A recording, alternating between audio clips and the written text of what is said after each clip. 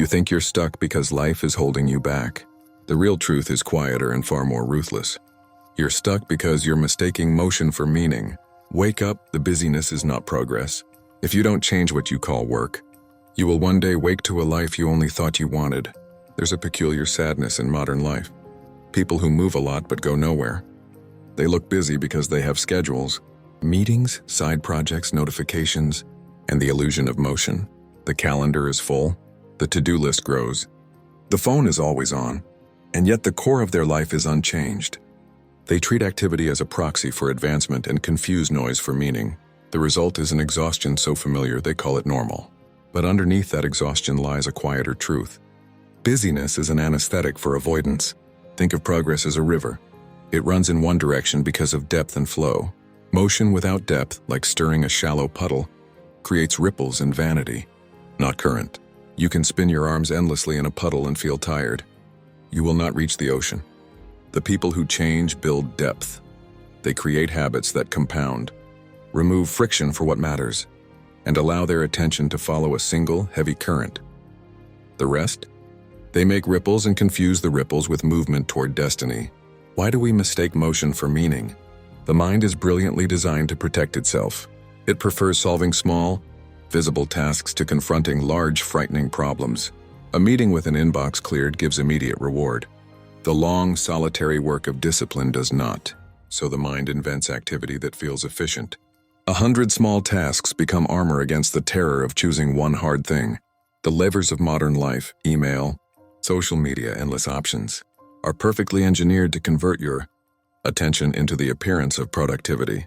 They reward you for being busy while training you to avoid depth. There is also a moral economy that sustains busyness. Busyness signals value. Say you're busy and people assume you're important. It's easier to be admired for being occupied than for being disciplined. Born from this is a social feedback loop. You perform busyness to be respected. Society respects busyness. Busyness becomes a safe identity, but respect bought by motion is brittle. It cracks when the question becomes, what did you actually build? True respect comes when your life produces results that last, not when your schedule looks impressive. We must also confront the seductive logic of progress by scattering.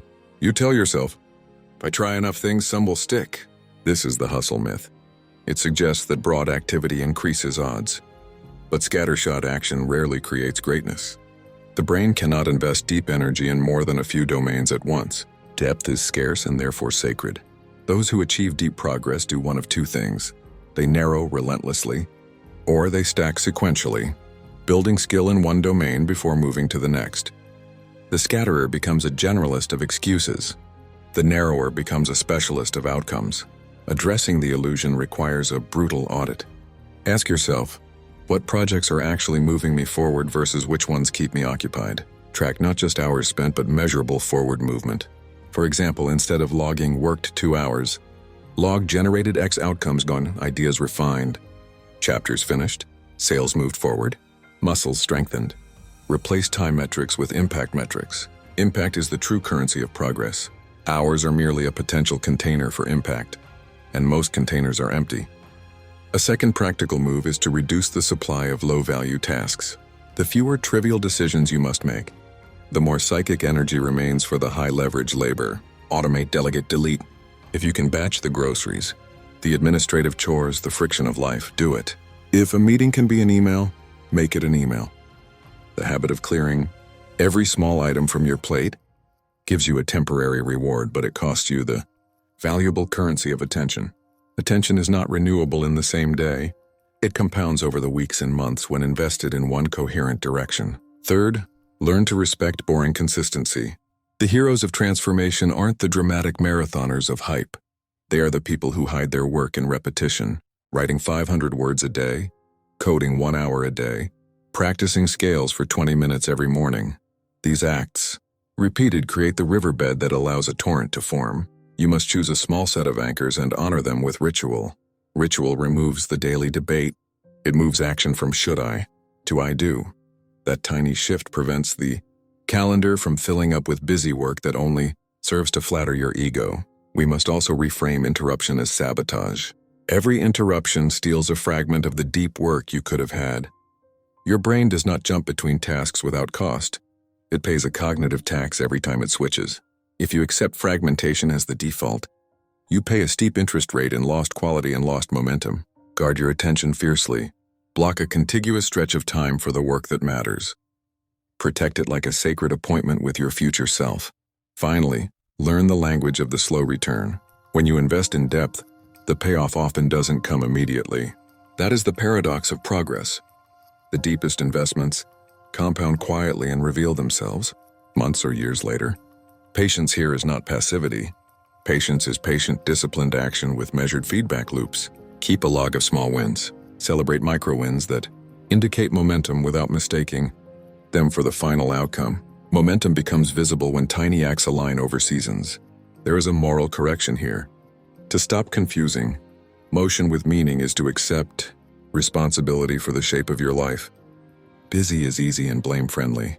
Deep work is hard and honest. If you want to escape the stuck place, stop performing busyness as an identity. Start building depth as a habit.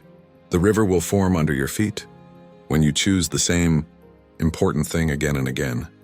So ask yourself this brutal question right now. What in my life is motion without depth? Name it, remove it. Replace it with one small, stubborn practice that demands your sustained attention. Protect that practice with the ferocity of someone who knows this is the only path out of the puddle. The ocean is formed by 1,000 steady streams, not a million frantic splashes. And then show up tomorrow and do it again. You think you're stuck because life is holding you in place. But the truth is far quieter, far more uncomfortable. You are living inside the exact same thoughts, and those thoughts are building the exact same day again and again. You aren't trapped by circumstances, you're trapped by patterns. You wake up with yesterday's fears. You make decisions through yesterday's doubts. You react with yesterday's wounds, and then you wonder why nothing feels new. You can't create a different life with the same internal script playing inside your mind. Yet most people do exactly that. They want change without changing themselves. They want transformation without discomfort. They want new outcomes but insist on wearing old identities. And so their life remains a loop, a psychological Groundhog Day. Your mind is not a mirror. It's an architect. It does not reflect reality, it designs it. But if your architect is building from the same blueprint every day, what do you expect your life to look like? The same walls, the same ceilings, the same cage. You think you're thinking, but most of your thoughts are automatic, recycled, habitual. They fire without permission, and you mistake them for truth simply because they feel familiar. Here's the unsettling part. Your comfort zone is not comfortable. It's just predictable. That predictability numbs you into staying unchanged. Your mind loves what it already understands, even if what it understands is destroying you. That's why your life feels static. Not because you lack opportunity, but because you subconsciously choose familiarity over possibility. Every breakthrough requires a mental rebellion, a refusal to accept that your past must dictate your future. And the moment you begin questioning your internal patterns, instead of your external obstacles, everything shifts. You begin to see that your limitations were never walls, only curtains. Thin, fragile, artificial, but you believed they were stone, and so you never tried to push through. You're stuck not because you can't move, but because you haven't challenged the thoughts that tell you movement is dangerous. When you change your thoughts, you don't just change your mindset. You change your environment, your habits, your life trajectory, slowly then suddenly. And that is where true freedom begins. Because the moment you stop repeating the thoughts that built your cage, the cage disappears. Everyone wants progress, but almost no one wants the discomfort that progress demands.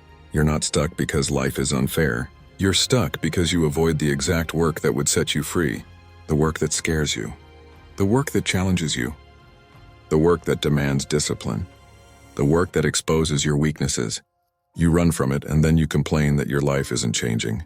You avoid making the call. You avoid starting the project. You avoid fixing your habits. You avoid confronting your patterns. You avoid holding yourself accountable. But everything you want, absolutely everything, lies on the other side of the work you keep postponing. Here's the truth. Discomfort is the price of admission to your next level. And deep inside, you know this. Yet you choose the temporary relief of excuses over the permanent liberation of effort. Why?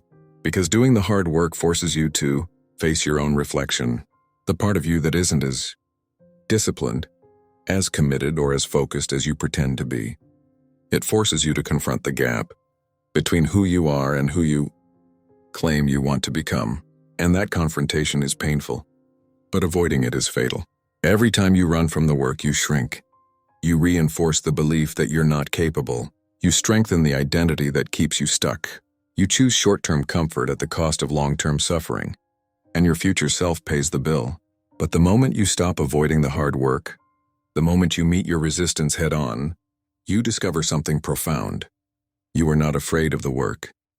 You were afraid of meeting the version of yourself that the work would create, because that version is powerful, disciplined, focused, unrecognizable compared to who you are today.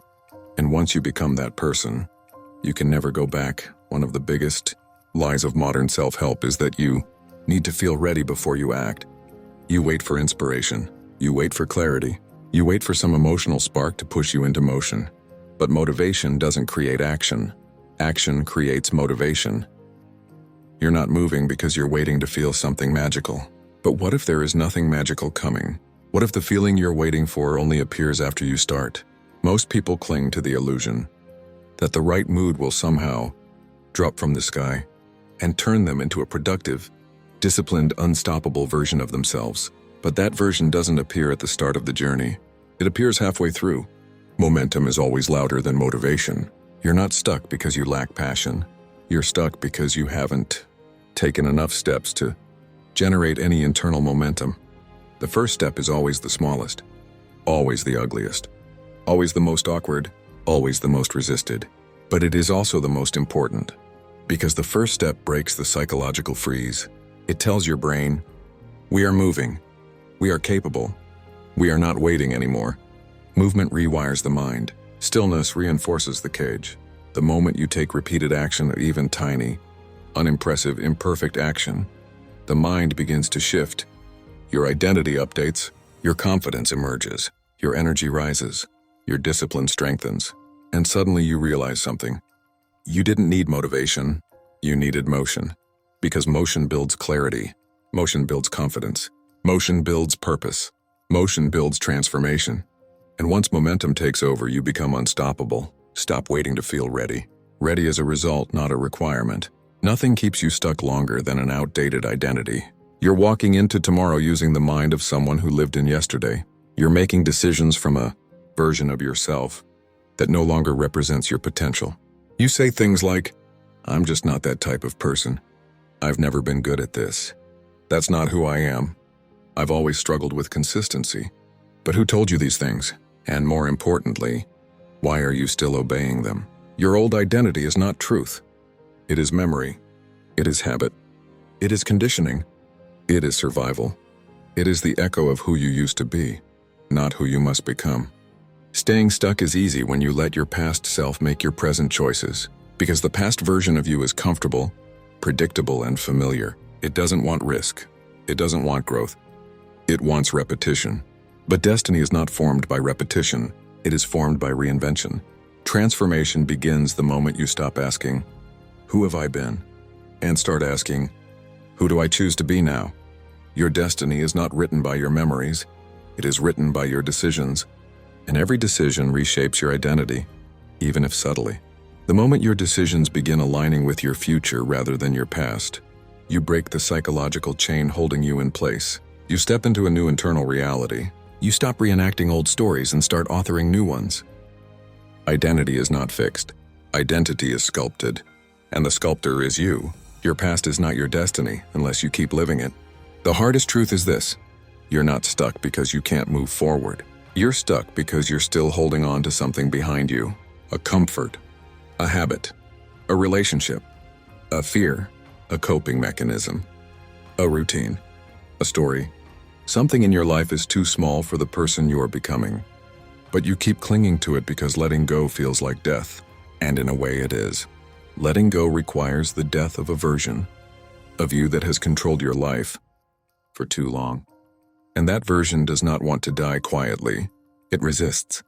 It screams. It sabotages. It convinces you that letting go is dangerous. But the real danger is staying where you are. Life will not hand you a bigger future while you're gripping the pieces of a smaller past. You must release something. You must surrender something. You must outgrow something. The universe expands for the person who dares to release the weight they are no longer meant to carry. Letting go is not loss, it is liberation.